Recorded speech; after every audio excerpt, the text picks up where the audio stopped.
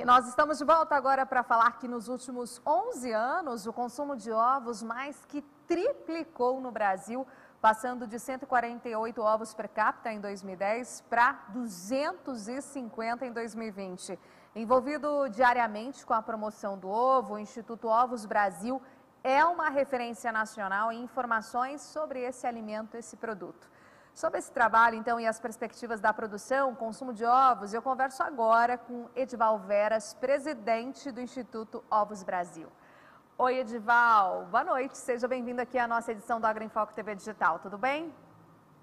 Tudo bem, Renata, boa noite, parabenizo ao programa, a Pioneer, por trazer informações e é realmente um prazer estar aqui com vocês. E também gostaria de, inicialmente, parabenizar todos os produtores de alimentos do Brasil. Obrigada, a gente que agradece. Bom, minha primeira pergunta para você, Edival, é justamente sobre essa questão, né, de grande aumento de produção, e esse é um mês especial, né? No início do mês foi comemorado, celebrado a Semana do Ovo, então a gente ainda segue em celebração aí mensal. Como que isso foi instituído, né, tanto para promover ali, claro, quem produz de fato, quem está no início da cadeia, quanto ali na ponta, na hora do consumo? É verdade, isso é comemorado mundialmente. O Dia Mundial do Ovo que ocorre sempre nas segunda sexta-feira do mês de outubro, e o Instituto Ovos Brasil resolveu aqui no Brasil fazer a Semana do Ovo, e esse ano a gente está fazendo o mês do ovo. Então, é uma iniciativa exatamente para falar dos benefícios que tem esse alimento tão importante para todos os consumidores. Bom, Edival, como é que foi, né, esse ano? Como é que você sentiu essa semana? Porque, na verdade, o que a gente observou é realmente esse aumento importante de consumo, uma escalada muito importante, isso devido à pandemia. Então, foi uma proteína, de fato, que se sobressaiu. Isso deve continuar, né? Tem o advento pandemia, mas tem também outros fatores que acabam influenciando, impactando. Isso tende a continuar, porque tivemos aí um importante avanço, né, falando em consumo, e aí consumo aumentando é mais produção aí para o nosso produtor rural.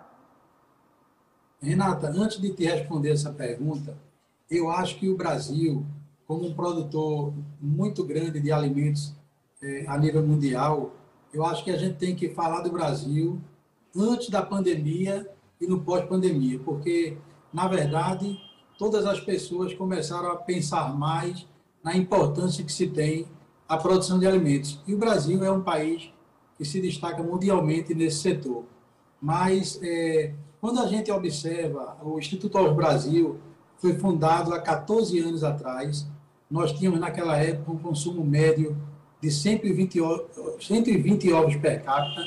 O ano passado, nós conseguimos atingir 252 ovos per capita, e esse ano a expectativa é que ele supere um pouco os 255 ovos por habitante. E esse alimento ele tem uma importância muito grande, principalmente por ser um alimento completo, e ele não tem restrição de consumo. A OMS preconiza o consumo de um ovo por dia, então nós ainda estamos caminhando para atingir o consumo que é preconizado pela OMS, e a gente sempre comenta que o ovo é o segundo alimento mais importante que existe, perdendo apenas para o leite materno. Então, esse trabalho é um trabalho interessante, porque é um trabalho que ele tem todo um embasamento científico, mostrando todos os benefícios para o consumidor. Isso é muito interessante, né? Esse grande avanço, essa expectativa de chegarmos, então, nesse ano a 255, então, de consumo ovos per capita por habitante, ou seja, é uma grande escalada, um importante movimento. Agora, trazendo um pouco para o lado do produtor rural, né? Como é que ele tem visto a atividade, como é que tem crescido também nessa região tão importante, né? Você que está localizado no Nordeste, acabou de conferir essa reportagem especial sobre Cealba. Daqui a pouco eu vou ler vários comentários que chegaram aqui sobre essa reportagem. Então, realmente, isso tende a se fortalecer também no Nordeste? É verdade. O Nordeste ele tem um percentual de habitantes do Brasil que ele representa aproximadamente 25% da população brasileira. É um mercado consumidor bastante grande. Nós temos um número aproximadamente a um país como o Canadá, a quase 10 países como o Uruguai. Então, nós temos um potencial muito grande, tanto consumidor como também produtor. Alguns estados se destacam, como Pernambuco, Bahia, Ceará, mas o Nordeste tem um clima que é um clima atrativo, um clima que ajuda na questão sanitária. E eu me lembro, Renata, que há 10 anos atrás nós trazíamos milho a uma distância de 2.500, 3.000 quilômetros. A cada ano isso vem diminuindo. A gente hoje tem uma distância média aí de aproximadamente 700 quilômetros. Então, a produção de grãos ele vem se aproximando da região produtora de avicultura. E quando a gente fala em aves e suínos, por exemplo, para você ter ideia, aves e suínos representa, segundo dados da ABPA, praticamente 70% de toda a produção de milho do Brasil. Então, são atividades que têm uma importância muito grande no contexto de consumo desses grãos. Claro, e aí a gente vê, devido a essa proximidade, o quanto isso tem, de fato, né, crescido, então, essa produção em regiões, inclusive, a gente conversando aqui um pouco nos bastidores, antes do nosso programa entrar no ar, sobre a região da Cealba, de repente virar uma Cepealba, né, incluindo aí o Pernambuco. Você vê essa linha, tem essa visão, isso tende a acontecer, Edival? Sem dúvida. Uma luta muito grande que existe é que, normalmente, quando você tem um ano muito bom para a agricultura, esse ano não é tão bom para a avicultura, porque eu acho que está faltando conexão. São setores que eles, trabalhando de forma coordenada, de forma inteligente, eu acho que tanto o setor de agricultura como o setor da avicultura tem a ganhar, porque nós temos uma responsabilidade muito grande, não somente de alimentar os brasileiros, e sim outros países que dependem de nossa produção. Mas a Cealba, né, que a gente agora tem tentado colocar o Cepealba aí, porque Pernambuco, esse ano, vem colocando um projeto chamado Grãos PE, que ele vem também trazendo alta tecnologia, trazendo áreas de pastagem degradadas, áreas improdutivas que vêm se transformando em áreas, em possíveis áreas de produção de grãos. E isso vem ocorrendo. Você pega alguns estados como Bahia, primeiramente, e depois Sergipe, que vem fazendo trabalhos excelentes, trabalhos que têm transformado regiões que elas tinham um nível de pobreza bastante alto, e a agricultura consegue fazer essa melhoria de vida para o agricultor, melhoria para o comércio. Então, isso vem se desenvolvendo, e essa expectativa da avicultura, nós temos um consumo mensal, por exemplo, no item milho, de aproximadamente 300 mil toneladas, quando a gente fala do Nordeste como um todo. Então, é um potencial bastante grande e que a gente, como avicultura, precisa ser muito eficiente no custo de produção.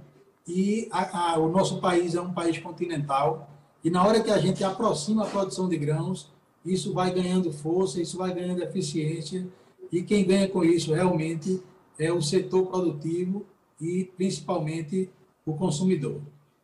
Exatamente, né? Qual que é a tendência, né? A gente teve, sim, de fato, impactando e implicando no segmento especial de vocês esse custo de produção. Então, esse é um equilíbrio que, na verdade, o produtor de ovo, ele tende a fazer mais significativamente, né? Com essa escalada aí de alta de commodities, por exemplo, Edival? É verdade. Eu acho que nós temos que se preparar, Renata, para competir com o mundo. O Brasil ele tem um potencial muito grande, ele é uma das últimas fronteiras agrícolas, e o CEPEALB ele vem desenvolvendo esse papel fundamental.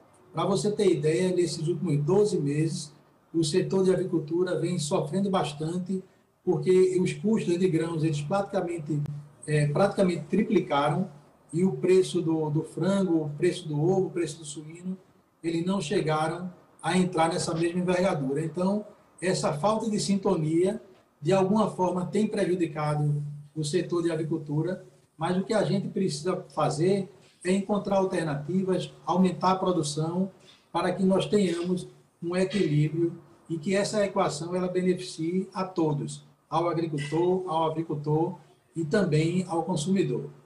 Como é que vem sendo aplicado também as questões de embarques, exportações, né? A gente tem visto os ovos brasileiros fazendo bonito no exterior, como é que isso tem ocorrido e o papel do Instituto Ovos Brasil nesse sentido, alinhado à BPA, Associação Brasileira de Proteína Animal. O setor de frango de corte é um setor que ele já tem um nível de exportação bastante elevado. Nós enviamos frango, por exemplo, para mais de 155 países. O setor de ovos, ele ainda está iniciando esse processo de exportação e também iniciando um processo de industrialização. Mas, atualmente, a gente exporta no frango mais de 33% e no ovo ele está abaixo de 2%. Então, nós temos um potencial muito grande para desenvolver também esse mercado internacional, dependendo muito da questão custo e também da questão de industrialização. Mas o Brasil, ele tem na sua essência, é um país muito respeitado na questão sanitária.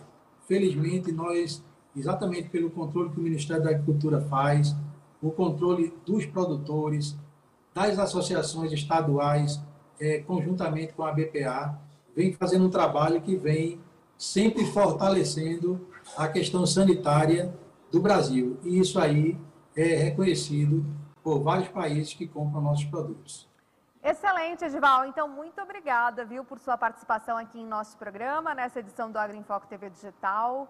Uma ótima noite para você e até uma próxima oportunidade de conversa, de entrevista. É um prazer, Renata. Estamos sempre à disposição. Um grande abraço, boa noite.